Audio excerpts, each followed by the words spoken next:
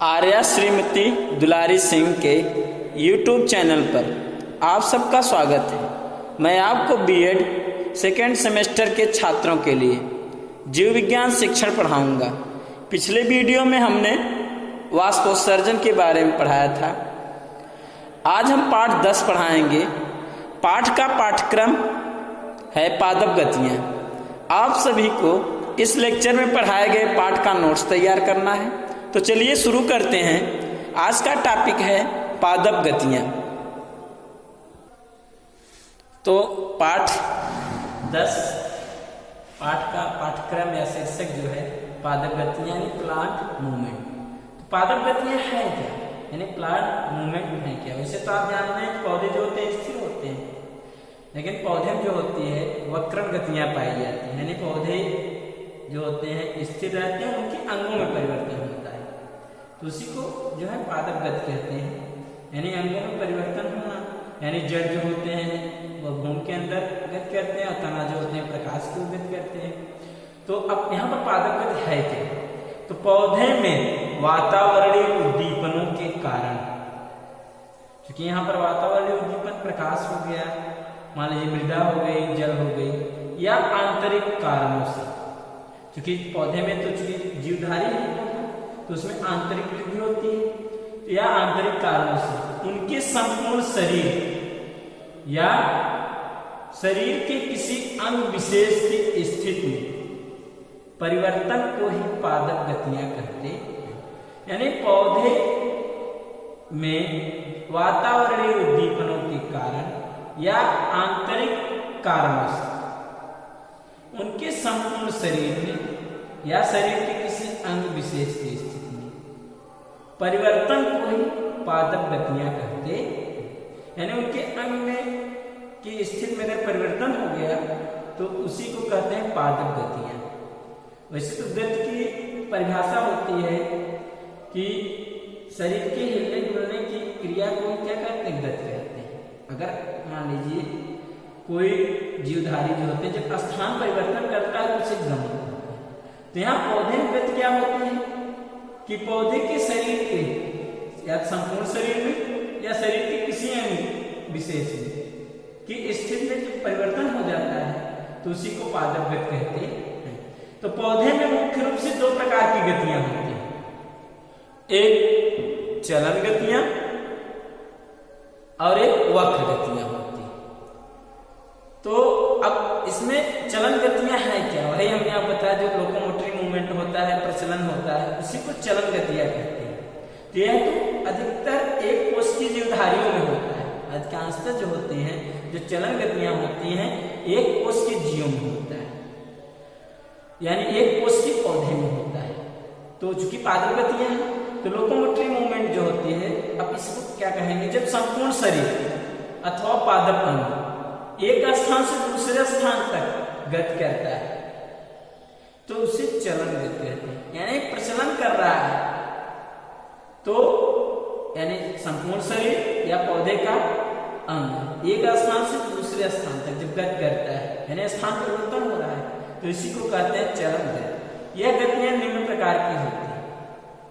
पहला सीलेरी गति, दूसरा अमीबाइड गतियां, तीसरा जीवद्रव्य की प्रवाही गतियां और चौथा दोलन गतियां। अब बात करते हैं सीलेरी या पश्चात गति है क्या? तो जो सीलेरी या पश्चात गति होती है इसमें होता क्या है कि इस प्रकार की गति एक कोश की शैवाल जैसे क्लेमाइडोमोनास, यूग्लिना आदि होता है। तो जो सीलेरी होती है पश्चात गति होती है या सीलेरी, सीलिया को एक पश्म बोलते हैं। तो यह जो गति होती है कोश की शैवाल में होती है, क्लेमाइडोमोनास में, यूग्लिना में। इसमें होता क्या है कि इसमें सीलिया निकले होते हैं, रोम के समान इनमें सीलिया निकले होते हैं, तो यानी धागे के समान। तो यहाँ पर दिया है कि इसमें धागे के समान प्रवर्ध होते हैं जिससे सीलिया कहते हैं। तो इनमें सीलिया द्वारा एक प्रकार का कंपन करते रहने के कारण गति होता है। तो सीलिया में क्या होती है, उसमें कंपन होता है। जब कंपन के कारण जो होते हैं यह जो एक कोश की शैवाल होते हैं वो आगे की ओर बढ़ते हैं। तो यानी सीलिया द्वारा होने वाले गमन को क्या कहते हैं? सीलेरी या पश्चात गति कहते हैं। अब दूसरा है अमीबाइड गतियां। तो अमीबाइड गतियां जो होती हैं या अमीबी गति भी इसको कहते हैं, यानी अगर अमीबा के समान गति हो रही है तो अमीबाइड गतियां होंगी। तो इस प्रकार की गतियां स्लाइम कवकों में पाई जाती हैं। जो स्लाइम मोल्ड्स होते हैं, एक कोष की स्लाइम मोल्ड्स यानी कवक होते हैं, इसमें इस प्रकार की गति पाई जाती है। इसमें क्या होता है, जो पादप का संपूर्ण शरीर पादाप का निर्माण करके यानी कूटपाद बनते हैं या पादाप बनते हैं, जिसको सीग्रोपोडिया भी बोलते हैं, तो अमीबा के समान गति करता है। यानी स्लाइम कवक जो होते हैं प्लांट्स में, एक कोष की प्लांट्स होते हैं। अब अमीबा चूंकि क्या होता है, एक कोष की जंतु होता है, अमीबा के समान इसमें गति होता है, क्योंकि अमीबा के समान में पादाप बनते हैं और पादापों द्वारा गमन करता है, इसलिए इसको अमीबी गति या अमीबाइड गतियां कहते हैं। तीसरा, जीवद्रव की प्रवाही गति। तो जीवद्रव की प्रवाही गति या जीवद्रव भ्रमण भी कहा जाता है। तो इसमें होता क्या है कि अनेक पौधे की कोशिकाओं में, जैसे वैलिस्नेरिया, इलोडिया, हाइड्रिला में जीवद्रव कोशिका के अंदर ही उपस्थित रिक्तिका या रिक्तिकाओं के चारों ओर घूमता हुआ दिखाई देता है। जो जीवद्रव होता है वह कोशिका के अंदर ही जो रिक्तिका पाई जाती है उसी के चारों ओर घूमता हुआ दिखाई देता है। तो इसी गति को ही कहते हैं जीवद्रव की प्रवाही गति या जीवद्रव भ्रमण कहा जाता है। यानी जीवद्रव इसमें प्रवाह हो रहा है या भ्रमण कर रहा है रिक्तिका के चारों ओर, इसलिए इसको कहते हैं जीवद्रव की प्रवाही गति। अगला है लास्ट चलन गतियों में दोलन गतियां। तो इसमें यह जो दोलन गति होती है यह आसिलेटोरिया में होती है। तो इस प्रकार की गति आसिलेटोरिया में होता है। तो यह एक हरी नीली शैवाल है या नीली हरी शैवाल कहीं चाहे हरी नीली शैवाल है। आसिलेटोरिया जो होती है एक कोश की शैवाल होता है। तो इसके स्वतंत्र सिरे अपने स्थान पर तेज कंपन करते हैं, क्योंकि अपने ही स्थान पर इधर उधर क्या करते हैं, तेजी के साथ कंपन करते हैं, जिसे दोलन गतियां कहते हैं। तो 4 प्रकार की हमने आपको चलन गतियां बताया। अब वक्र गतियां है क्या, तो कर्वेचर मूवमेंट्स हमने आपको पहले बता दिया कि पौधा स्थिर रहेगा, उनके अंगों में परिवर्तन होगा। तो वही चूंकि पौधे में जो होती है बहुकोश के पौधे में वक्र गतियां पाई जाती है, जिसको वक्रण गतियां भी कहते हैं। तो पौधे के विभिन्न अंगों या एक अंग के विभिन्न स्थानों में आसपास वृद्धि के कारण गति होती है, उसे वक्र गति कहते हैं। तो इस प्रकार ये गतियां स्थिर पौधे के जुड़े हुए अंगों द्वारा प्रदर्शित की जाती है। ये गतियां निम्न 2 प्रकार की होती है। होता क्या है कि जो वक्र गतियां होती है, पौधा स्थिर होता है, तो आपको क्लियर है कि जो जड़ होती है मृदा की ओर गति करता है, तना जो होता है प्रकाश की ओर गति करता है। तो जिसके कारण पौधे में वक्रता उत्पन्न हो जाती है, इसलिए इसको वक्रण गतियां कहते हैं। तो वक्रण गतियां होती हैं निम्न 2 प्रकार की, एक स्वतः गतियां होती हैं और एक प्रेरित गतियां होती हैं।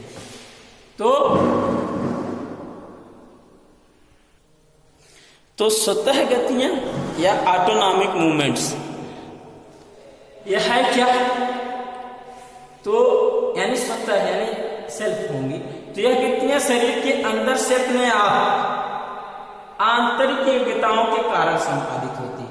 यानी स्वतः जो होती है आंतरिक योग्यताओं यानी आंतरिक कारणों से मैंने आप बताया जो गतियां होती हैं, चाहे वातावरणीय कारक समझ लीजिए चाहे आंतरिक कारक, चूंकि लेकिन स्वतः गतियों क्या होती है, यह हो रही है किसके कारण, आंतरिक कारणों से या आंतरिक योग्यताओं द्वारा संपादित होती है। तो वह वातावरण से इनका संबंध नहीं होता। ये गतियां या तो वृद्धि के रूप में होती हैं या विशेष परिवर्तनों के कारण होती हैं। जो स्वतः गतियां होती हैं, जैसे मान लीजिए पौधे की वृद्धि हो रही है तो भी आप क्लियर हो सकते हैं गति हो रही है स्वतः, या तो विशेष परिवर्तन के कारण होती है। तो इस प्रकार स्वतः गतियां निम्न 2 प्रकार की, अगर वृद्धि के कारण हो रही है तो वृद्धि गतियां, और परिवर्तन के कारण हो रही हैं तो परिवर्तन गतियां होती हैं। अब आपको हम इसमें बताएं कि वृद्धि गतियां क्या है और परिवर्तन गतियां।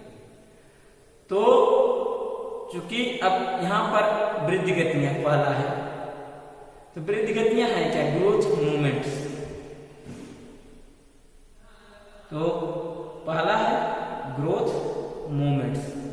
वृद्धि गतियां। तो इस प्रकार की गतियों में विशेष प्रकार का वृद्धि के कारण जब कोई भाग बढ़ रहा होता है तो यह वृद्धि एक समय में एक और अधिक, तो दूसरे समय में दूसरी ओर अधिक होती है।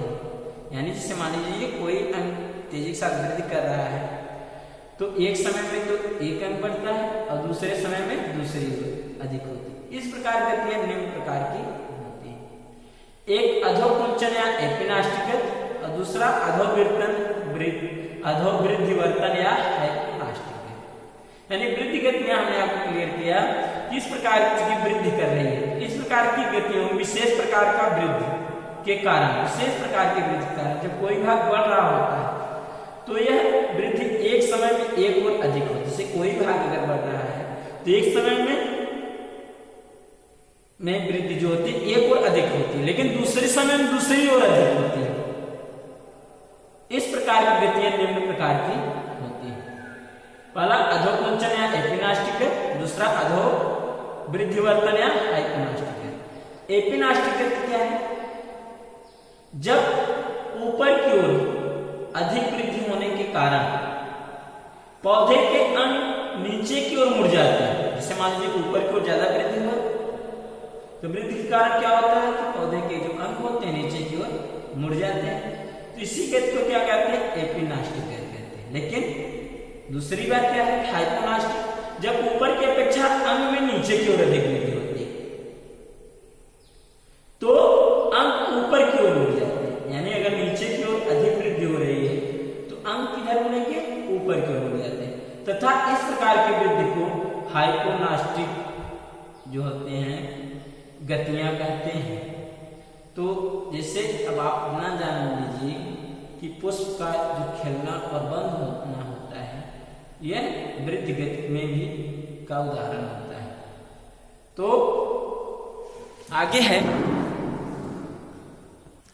तो हम आपको बताया कि जो पौधे में जो वक्र गति होती है दो प्रकार की होती है। एक स्वतः गतियां होती है, एक प्रेरित गतियां होती है। अब प्रेरित गतियां कैसे होंगी? इंड्यूस्ड मूवमेंट, यानी किसी उद्दीपन से प्रेरित होकर के जो गति होती है। तो किसी उद्दीपन से प्रेरणा प्राप्त करके यह गतियां होती हैं। तो वक्रण की दिशा में, वो जो वक्रण की दिशा उद्दीपन की प्रेरणा पर निर्भर करती है। यानी जो वक्रता आती है पौधे में, यानी जड़ जो होते हैं भूमि की ओर, तना प्रकाश पर मुड़ता है, तो वही क्या होती है? वक्रण की जो दिशा होती है उद्दीपन की प्रेरणा पर निर्भर करती। यानी चूंकि जड़ हमेशा किधर गति करते हैं? जहां जल मिलते हैं या मृदा मिलते हैं उधर गति करते हैं, तना प्रकाश की ओर गति करते हैं। तो यानी प्रकाश के उद्दीपन के कारण जो होती है तना प्रकाश की ओर गति कर रहा है, तो इसी को कहते हैं प्रेरित गतियां। इसी आधार पर प्रेरित गतियां निम्न दो प्रकार की होती हैं। यानी किसी उद्दीपन से प्रेरणा प्राप्त करके गतियां होती हैं। यानी जो भी गतियां अगर किसी उद्दीपन से प्रेरित होकर होती हैं पौधे में, उसी को कहते हैं प्रेरित गतियां। तो वक्रण की दिशा जो होती है पौधे में और उद्दीपन की जो प्रेरणा होती है उसी पर निर्भर करती है। तो वक्रण की दिशा उद्दीपन की प्रेरणा पर इसमें निर्भर करती है। तो इसी आधार प्रेरित गतियां निम्न दो प्रकार की, पहला अनुवर्तन गतियां, दूसरा अनुकुंचन गतियां। अनुवर्तन गतियां हैं क्या? Traffic movements. तो इसमें होता क्या है? जब गति की दिशा उद्दीपन की दिशा पर निर्भर करती है तो यह अनुवर्तन गति कहलाती है। यानी जो गति की दिशा होती है उद्दीपन की दिशा पर निर्भर करती है। जिधर उद्दीपन मिलेगा उधर ही क्या होती है? गति होगी। उसी कहते हैं अनुवर्तन गति। लेकिन इसमें होता क्या है? इसमें उद्दीपन और गति की दिशा में गहरा संबंध होता है। यानी कहने में अगर एक बार वृद्धि हो गई, अगर उद्दीपन नहीं भी मिल रहा है तो भी वृद्धि जो होती है वहां होगी, क्योंकि इसमें उद्दीपन और गति की दिशा में गहरा संबंध होता है। उद्दीपन के आधार पर यह गति निम्न प्रकार की होती है। पहला प्रकाशानुवर्तन, दूसरा गुरुत्वानुवर्तन, तीसरा जलानुवर्तन और चौथा स्पर्शानुवर्तन और पांचवा रसायनावर्तन। प्रकाशानुवर्तन फोटो इस प्रकार की गति प्रकाश के उद्दीपन के कारण, जो प्रकाश के उद्दीपन के कारण गति होगी उसे प्रकाशानुवर्तन कहते हैं। तो जिससे तना जो होते हैं सदैव प्रकाश की ओर गति करता है, लेकिन जड़ जो होते हैं वह घूम की ओर गति करता है। तो तना क्या होता है, धनात्मक प्रकाशानुवर्तन होता है, और जड़ें जो होती है ऋणात्मक प्रकाशानुवर्तन होती है। अब दूसरा है गुरुत्वानुवर्तन, जियोट्रॉपिक। इस प्रकार की गति गुरुत्वाकर्षण उद्दीपन के कारण होती है। तो गुरुत्वाकर्षण कहाँ मिलता है, पृथ्वी से मिलता है। यानी जैसे जड़ें सदैव पृथ्वी की ओर गति करती हैं, यानी जड़ क्या होती है, धनात्मक गुरुत्वानुवर्तन होती है, और तना जो होता है वह ऋणात्मक गुरुत्वानुवर्तन होता है। अब तीसरी बात है जलानुवर्तन। जलानुवर्तन यानी हाइड्रोट्रॉपिज्म। तो इस प्रकार की गति जल के उद्दीपन के कारण होती है। जैसे जल सदैव जल की ओर गति करता है, यानी जो जड़ होती है धनात्मक जलानुवर्तन होती है। तो यानी जड़ें जो होती हैं सदैव कहाँ किस ओर गति करते हैं, जिधर जल मिलेगा उसी की ओर गति करते हैं। अगला है इसमें स्पर्शानुवर्तन यानी ट्रिग्मोट्रॉपिज्म। तो यानी स्पर्श के उद्दीपन कारण जब गति होगी, तो इस प्रकार की गतियां स्पर्श के उद्दीपन के कारण होती हैं। जैसे आरोही पौधे में प्रतान क्या होता है, जो धागे रूपी निकले रहते हैं आरोही पौधे में रचनाएं, उसे प्रदान करते हैं, कुंडलित रूप में होते हैं, या किसी आधार से स्पर्श करते ही उस ओर मुड़ जाते हैं। जैसे अगर कोई आधारी वस्तु उसके समीप स्थित होती है तो उसी की ओर जो होते हैं प्रतान मुड़ जाते हैं, और पौधे में दूसरी ओर होती है। इसी कहते हैं स्पर्शानुवर्तन। अगला है रसायनावर्तन यानी कीमोट्रॉपी। तो इस प्रकार की गतियां किसी रासायनिक पदार्थ के उद्दीपन के कारण होती हैं। जैसे निषेचन के समय परागनलिका अंडाशय से उत्पन्न होने वाले रासायनिक पदार्थ के कारण अंडाशय की ओर गति करते हैं। इसमें होता क्या है कि जो परागनलिका होती है, जब निषेचन होने का होता है पुष्पीय पौधे में, तो चूंकि निषेचन तभी होगा जबकि नरिमन मिलेंगे। नरिमन कहाँ स्थित रहते हैं, परागनलिका में। तो अंडाशय से उत्पन्न होने वाले जो रासायनिक पदार्थ होते हैं, इसी के कारण जो होते हैं परागनलिका जो होते हैं अंडाशय की ओर गति करते हैं। अब चूंकि हमने आपको बताया कि इसमें प्रेरित गतियों में कि एक अनुवर्तन गति होती है, दूसरा अनुकुंचन गति। अब चूंकि अब दूसरा है अनुकुंचन गति यानी नास्टिक मूवमेंट्स। तो नास्टिक मूवमेंट्स है क्या, इस प्रकार की गति प्रकाश, ताप, स्पर्श, रसायन आदि उद्दीपन के कारण होती है। इसमें भी तो था, अनुवर्तन गति में भी प्रकाश, ताप मिला आपको, स्पर्श भी मिला, रसायन भी मिला, तो उसमें जल भी मिला था, लेकिन उद्दीपन तो मिला। लेकिन होता क्या है कि इसमें उद्दीपन की दिशा और दिशा में गहरा संबंध नहीं होता। उसमें तो था, क्योंकि उद्दीपन और गति दिशा में गहरा संबंध था, यानी उद्दीपन मिला, उस वक्त पौधे के भाग वृद्धि किए, और फिर जो है जैसे मान उद्दीपन नहीं मिला तो वृद्धि नहीं रुकी। यानी अब यहाँ पर क्या होता है कि उद्दीपन जब मिलेगा तो अंग जो होते हैं उसको गति करते हैं, लेकिन उद्दीपन जो होते हैं न मिलने पर जो होते हैं वो पुनः अपनी सामान्य अवस्था में आ जाते हैं। तो यह जो अनुकुंचन गतियां होती हैं निम्न 5 प्रकार की होती हैं। पहला निम्न प्रकार की होती है प्रकाशानुकुंचन गति, दूसरा तापानुकुंचन गति, तीसरा स्पर्शानुकुंचन गति, चौथा रसायनानुकुंचन गति, और पांचवा कंपानुकुंचन गति। तो अनुकुंचन गति में आपको पहला प्रकाशानुकुंचन गति है क्या, यानी फोटोनास्टिक मूवमेंट्स। तो इस प्रकार की गति प्रकाश के उद्दीपन के कारण होती है। प्रकाश की अनुपस्थिति में पौधे के अंग अपनी सामान्य अवस्था में, चूंकि हमने आपको बताया कि उद्दीपन की दिशा और गति की दिशा में इसमें गहरा संबंध नहीं होता। तो जैसे आक्सेलिस की पत्तियां तथा पुष्प दिन के समय खुले रहते हैं, लेकिन रात के समय क्या होते हैं, बंद हो जाते हैं। तो इसी कहते हैं प्रकाशान कुंचन गति। दूसरा है तापान कुंचन गति। तो इस प्रकार की गति ताप के उद्दीपन के कारण होती है। ताप न मिलने पर पौधे क्या है, पुनः अपनी सामान्य अवस्था में आ जाते हैं। जैसे ट्यूलिप या क्राकस के पुष्प दल अधिक तापक्रम में खुल जाते हैं, लेकिन कम तापक्रम में क्या होते हैं, बंद हो जाते। तो ये अनकुंचन गति का दूसरा है प्रकार। अब तीसरी प्रकार है स्पर्शान कुंचन गति, थिग्मोनास्टिक मूवमेंट्स। थिग्मोनास्टिक मूवमेंट्स में क्या होता है कि इस प्रकार की गति स्पर्श के उद्दीपन के कारण, ये हमने आपको इसके पहले भी स्पर्शान कुंचन बताया, तो यहाँ पर स्पर्शान कुंचन है, क्योंकि यहाँ उद्दीपन की दिशा और दिशा में गहरा संबंध नहीं होगा। तो गति स्पर्श के उद्दीपन के कारण होती है। कुछ समय बाद पौधे क्या है, पुनः अपनी सामान्य अवस्था में आ जाते हैं। जैसे ड्रासेरा या कीटभक्षी पौधा होता है, इसको सनड्यू भी बोलते हैं। पौधे में उपस्थित संवेदी स्पर्शक, क्योंकि उसके क्या होते हैं, उसकी पत्तियों के चारों ओर संवेदी स्पर्शक लगे रहते हैं। जब कोई कीट छू लेता है तो यह केंद्र की ओर झुकते हैं, यानी परिध से होकर के कहां झुक जाएंगे, केंद्र की ओर। अब कीट को क्या करते हैं, अपने अंदर जकड़ लेते हैं। तो कीटों के भक्षण के बाद स्पर्शक पुनः अपनी सामान्य अवस्था में, कहने में स्पर्शक खुल जाते हैं, अर्थात परिध की ओर फैल जाते। तो इस प्रकार की गति को स्पर्शान कुंचन गति कहते हैं। अगला है रसायन कुंचन गति, यानी कीमोनास्टिक मूवमेंट्स।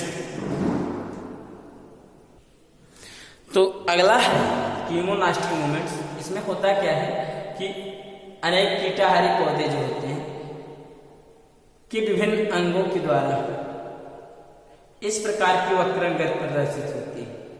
अनेक कीटाहारी जो पौधे होते हैं तो उनमें के विभिन्न अंगों के द्वारा जो होते हैं इस प्रकार की, यानी रसायन कुंचन गति जो होती है प्रदर्शित होती है।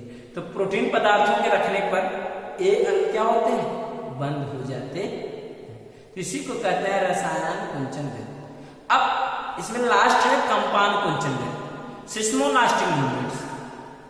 तो यानी अब आघात से है, तो इसी कंपान कुंचन गति कहेंगे। इस प्रकार की गति अनेक प्रकार के बाहरी उद्दीपनों के कारण होती है, जैसे स्पर्श, आघात, वर्षा आदि के कारण।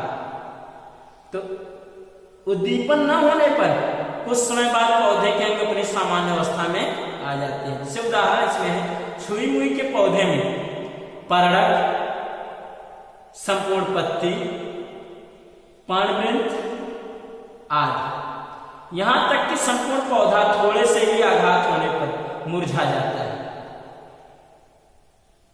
कुछ समय बाद यह अपनी सामान्य अवस्था में आ जाता है। इसी को कहते हैं कंपान कुंचन गति। तो इस प्रकार से आज हम आपको पादप गतियों के बारे में बताएं। आशा करते हैं आज का हमारा यह वीडियो आपको अच्छे से समझ में आ गया होगा। अब अगले वीडियो में हम आपको अगले चैप्टर के बारे में बताएंगे। तब तक के लिए धन्यवाद।